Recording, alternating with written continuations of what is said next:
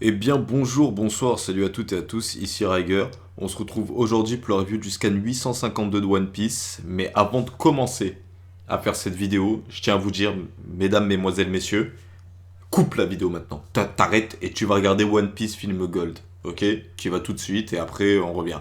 Donc rapidement, avant de commencer la review, je veux quand même parler du film. Je l'ai regardé plutôt dans la journée. Mais et franchement, non, franchement, il fait mal. Franchement, c'est excellent. C'est excellent, il n'y a rien à dire. Le film est juste excellent. J'ai juste une petite reproche à faire, c'est j'aurais aimé avoir plus de One Piece Film Gold. Et carrément, j'en fais saturer mon micro, qui est d'ailleurs dans un mauvais état. Longue histoire. Mais bon, bref. On va arrêter de parler de tout ça. Je conseille aussi de regarder l'OAV. Hein. Vous pouvez même vous faire le combo. Vous regardez l'OAV Art of Gold et ensuite le film Gold. Sincèrement, les deux sont excellents. Voilà, ça fait deux petits films One Piece et sincèrement, ils pètent. Voilà. Donc, bon, plus sérieusement, on va attaquer la review du scan 852. Intro.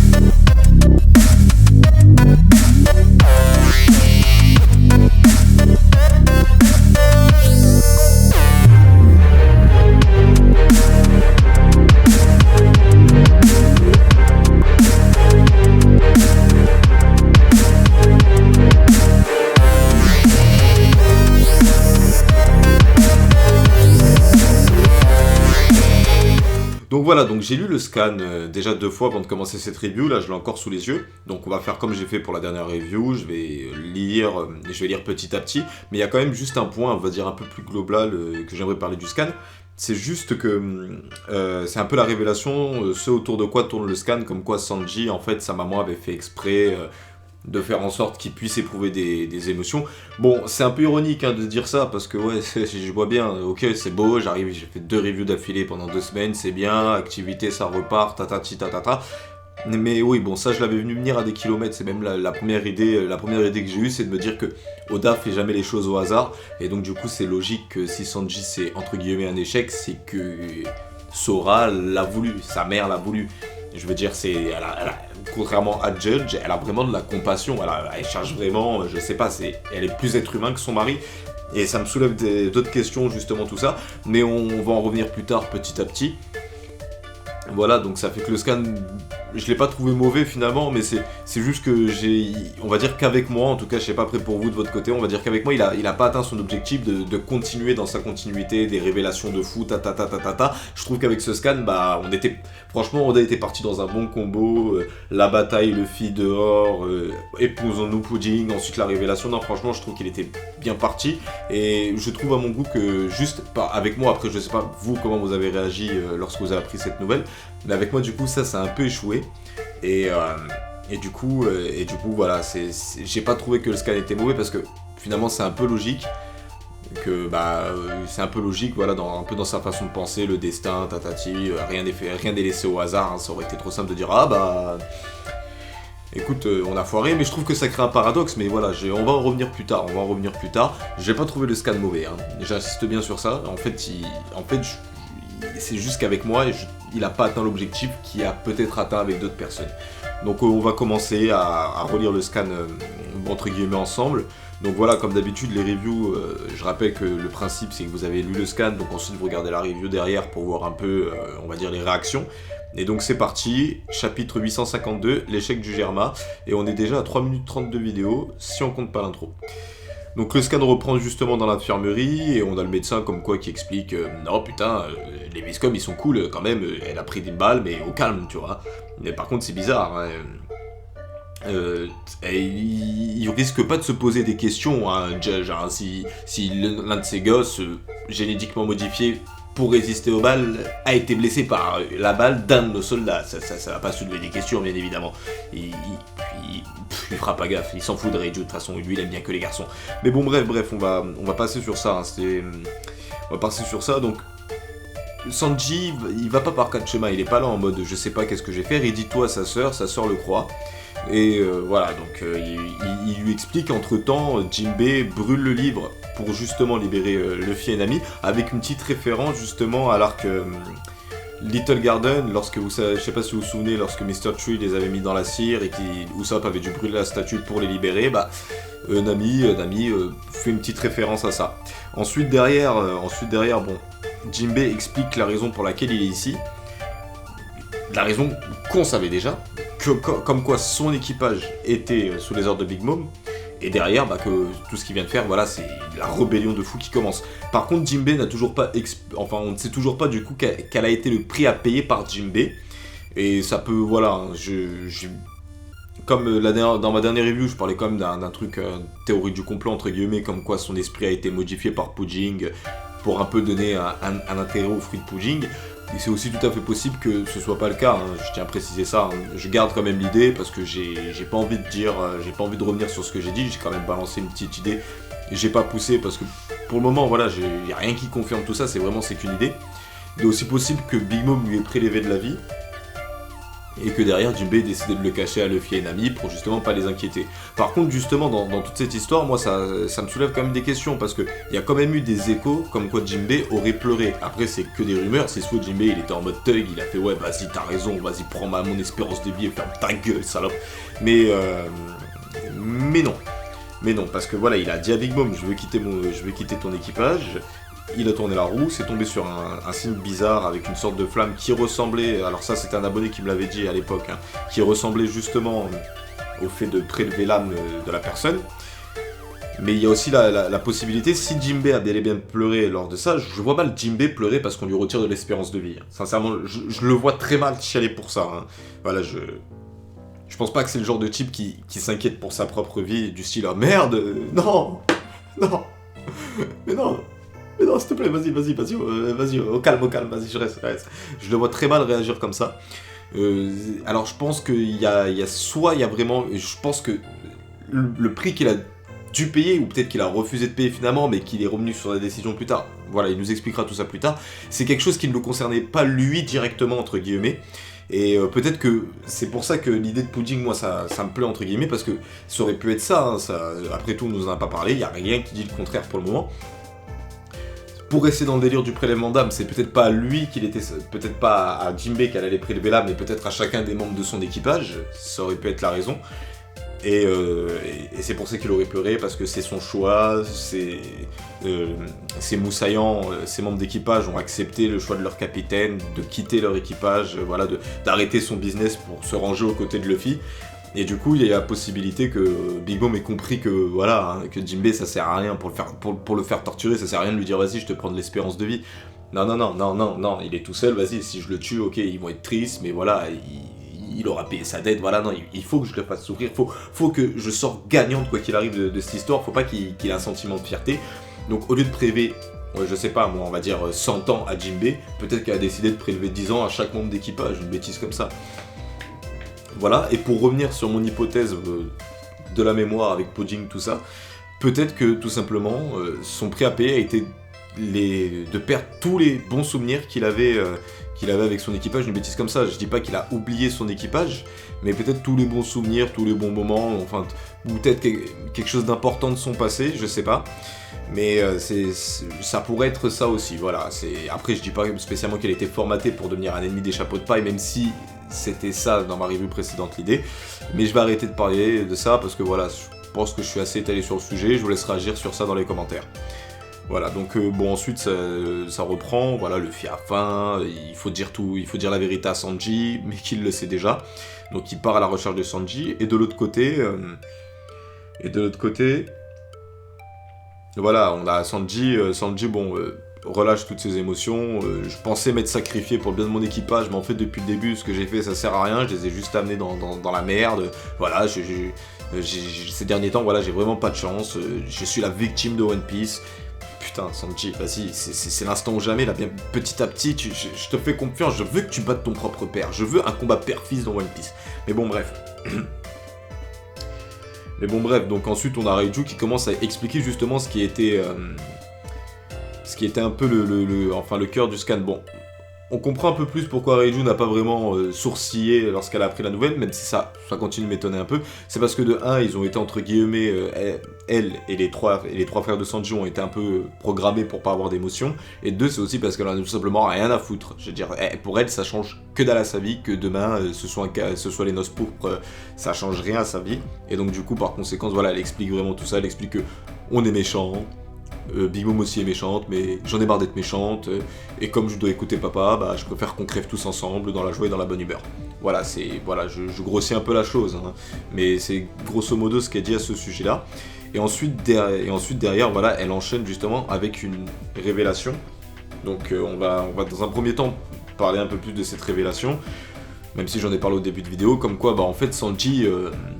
c'est pas que t'as pas eu de chance, hein, c'est pas que voilà l'expérience a pas marché sur toi, c'est juste que maman a fait en sorte que t'aies des émotions. Elle a fait en sorte qu'un de ses fils au moins puisse justement avoir des émotions.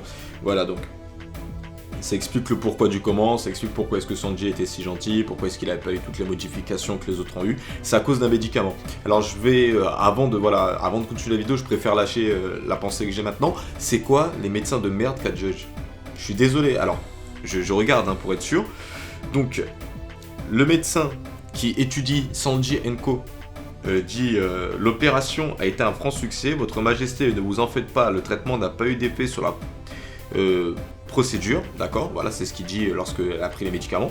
Et quelques scans plus tôt, un médecin dit, lorsque Sanji voilà, ne développe pas ces trucs, il dit un truc du genre, mais je sais pas pourquoi ça marche pas, hein. Je sais pas pourquoi l'expérience a pas marché sur lui. Voilà, donc c'est un tout petit détail, voilà, mais je trouve que ça fait un peu con quand même. C'est quoi ce médecin à la con? Genre c'est... oh putain, il a pris une balle dans la tête, je sais pas de quoi il est mort ce con. Voilà, c'est un peu comme ça que j'ai entendu, mais bon, on va passer, voilà, c'est un détail de rien du tout, mais il fallait au moins en parler, au moins pour pas faire comme si de rien n'était. Et ensuite, on a derrière, c'est plutôt le concept de conflit entre la maman et le père, qui va un peu être, on va dire la métaphore, je sais pas si c'est le bon terme que j'emploie, mais qui va être un peu pas le cliché, je sais pas, c'est vraiment la métaphore, comme quoi, voilà, une autorité stricte, puissance du style, et non, mes fils, il faut que ce soit des bonhommes, et de l'autre côté, la mère qui est là, mais non, mais tes enfants, ils doivent quand même avoir des émotions, tu vois. Et bon, ça fait un peu... voilà, les deux formes d'autorité différentes qui s'opposent, et c'est un peu des disputes que chaque couple a un jour dans la vie sur un sujet. Voilà, ça c'est pas un truc de fou. Par contre, ça m'a fait quand même soulever une question, parce que voilà, on voit avec cette révélation, avec cette scène, la dispute. Reprenons.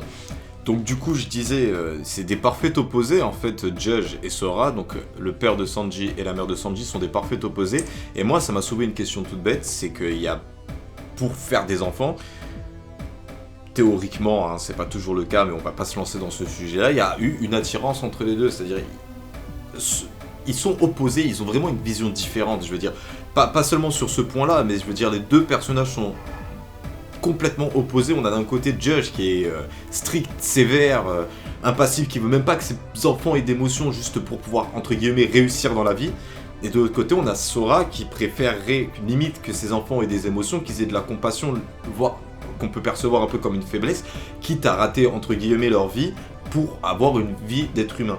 Et on a vraiment ces deux visions qui s'opposent, mais la question que je me pose, la question que ça soulève, c'est qu'il y a forcément une attirance, il y a forcément eu une romance entre les deux, il y a forcément eu quelque chose chez Judge qui a plu à Sora, et quelque chose chez Sora qui a plu à Judge. Voilà, on va rester dans cette théorie pour continuer un peu ce débat, on va rester dans cette optique, dans cette ligne de sujet. Je sais même pas si ce que je dis est français, mais bon bref, on peut aussi, bien évidemment, entre parenthèses, Sora a eu un moment dans sa vie, un moment de faiblesse, Judge depuis le début c'est un connard, il a même pas un petit côté gentil, et il a juste profité de Sora pour pouvoir avoir une mère qui va lui porter des enfants pour ensuite les modifier. Voilà, c'est ça. Mais dans un sens, il y a pas comme si, c'est pas comme s'il y avait eu, on va dire, pendant l'instant où Sora était vivante, c'est pas comme si Judge il était là en mode ouais ma femme c'est une merde, je la dégage. Et en plus on peut même percevoir après, alors après moi c'est comme ça que je ressens la chose en tout cas, c'est que lorsqu'elle a pris le fameux médicament pour empêcher ses enfants d'être génétiquement modifiée, ce qui n'a pas marché pour 3 d'entre eux, mais qui a marché pour Sanji. Elle en est tombée malade, il a voulu la soigner, hein, voilà, il a pas dit bon c'est bon, je laisse crever, elle s'est opposée à moi, c'est une salope, j'en ai rien à foutre, excusez-moi les termes, mais c'est vraiment pour vraiment vous faire sentir les deux extrêmes. Hein. Il a pas dit ça, il a quand même dit ok, vous la mettez dans un lit, vous la nourrissez, voilà, vous prenez soin d'elle, voilà, je veux retarder sa mort le plus longtemps possible, tout de même je suis un grand médecin, je travaille avec César et Vegapunk, je peux soigner sa maladie, bon, enfin c'est un peu comme ça que je ressens la chose, et elle est morte. À cause de quoi? À cause de l'idée qu'elle a eue de prendre un médicament, ce qui a fait que Sanji a été un échec, et du coup que, entre guillemets, elle a fait ça pour que Sanji, voilà, c'est comme ça que ressent Sanji, voilà, mais c'était un souhait, elle a fait ça pour que Sanji ait des émotions. Voilà le résultat, et Judge, du coup, a perçu dans ça une sorte... il en a voulu à Sanji, tout simplement. Il en a voulu à Sanji d'être responsable, entre guillemets, de la mort de la femme qu'il aimait. Et ça fait que, du coup... Moi, je vois la chose comme ça. Je pense que Judge et Sora, ils ont vraiment une romance malgré leurs différends. Et que du coup, Judge est pas mauvais dans le sens... c'est un gentil en fait, mais plutôt qu'il n'agit pas pour des raisons juste je suis un méchant. Il a peut-être tout un passé derrière qui l'a poussé à devenir comme ça, qui l'a poussé à penser comme ça. Chose qui est sûre et certaine de toute façon avec One Piece, à part si vraiment il nous sort que un méchant, je suis le méchant papa, qu'on peut voir dans beaucoup d'événements, dans beaucoup de familles, dans beaucoup de situations familiales, je suis le méchant papa. Mais moi je vois quand même qu'il a éprouvé, il avait des émotions, il avait des sentiments pour comment ça s'appelle, pour Sora. Et il en veut énormément à Sanji, en fait, d'être, entre guillemets, il le considère comme responsable de la mort de la femme qu'il aimait, et c'est aussi ça qui a atténué, qui a accentué chez lui vraiment le côté Sanji, je ne veux pas de toi. Bon, ensuite, le reste du scan, voilà, le fils cherche Sanji, on a, comment il s'appelle déjà, Smoothie, voilà, Smoothie, la fille de Big Mom, voilà, l'une des 3 générales, au même titre que comment il s'appelait déjà, la Crackers, voilà, qui du coup souhaite l'arrêter, donc qui prépare les hommes, qui donne le feu vert pour le tuer. Voilà, et de l'autre côté, on a une autre, on a vraiment tout ça, on a vraiment quelque chose qui va un peu être bizarre, un sujet dont je vais un peu parler.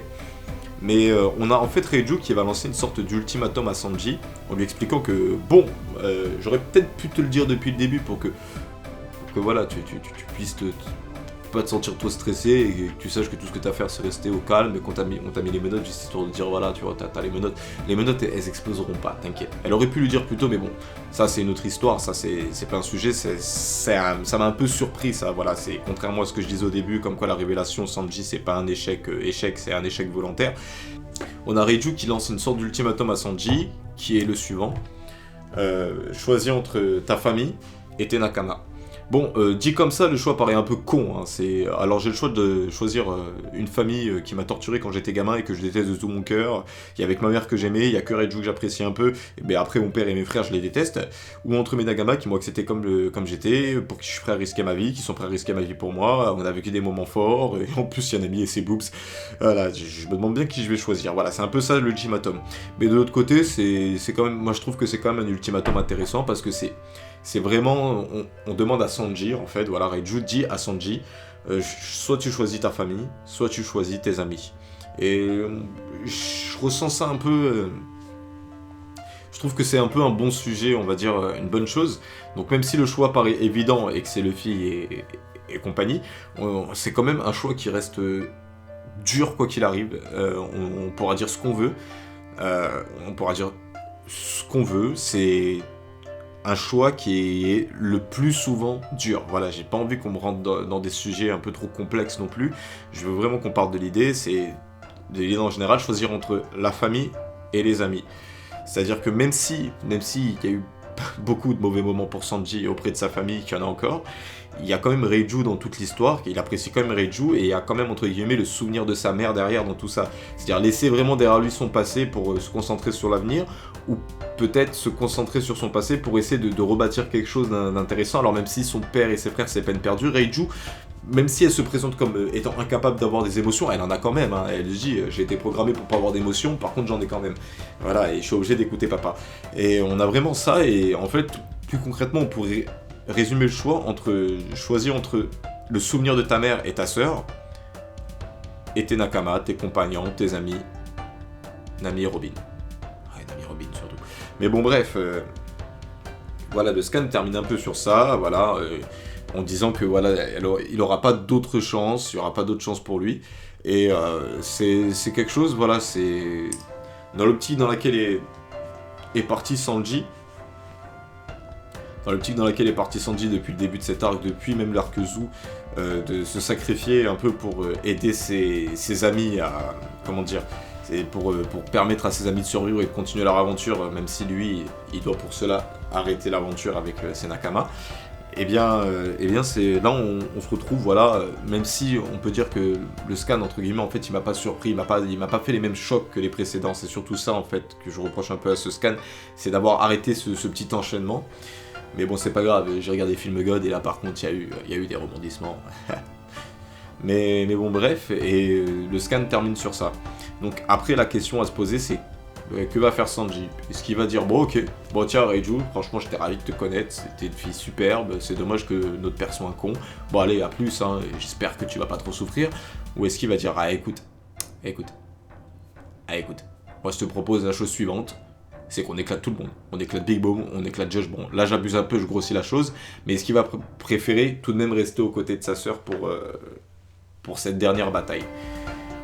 Voilà, et c'est grosso modo, voilà, j'ai fait le tour du scan, et sincèrement, bah, pour la suite, j'ai pas grande chose, on aura peut-être droit à un petit retour sur Brook et comment est-ce qu'il s'en sort avec Big Mom, ou peut-être que Oda va nous faire patienter encore quelques scans, on aura sûrement un petit Chopper et Carrot avec le Miroir World, et juste derrière, allez, peut-être Pedro ou Jinbe qui va donner un peu plus d'explications sur ce qui lui est arrivé lorsque Big Mom a lancé la roulette. Voilà, alors sincèrement, je pourrais continuer à parler pendant des heures de One Piece, mais au sujet du scan, j'ai plus grand chose à dire. Donc sur ce, je vais m'arrêter ici. Je suis très content d'avoir fait cette review, sincèrement, voilà, je reprends le rythme petit à petit. Je suis content que la plupart d'entre vous écoutent, même si c'est pas les 6000 abonnés que j'ai sur la chaîne, franchement ça fait quand même plaisir qu'il y ait des rescapés. Et sur ce, j'espère que cette vidéo vous aura plu, et je m'arrête ici, je vous souhaite bonne journée, bonne soirée, bon après-midi, bon verre de bon gel douche, et je vous dis à la prochaine pour une prochaine vidéo.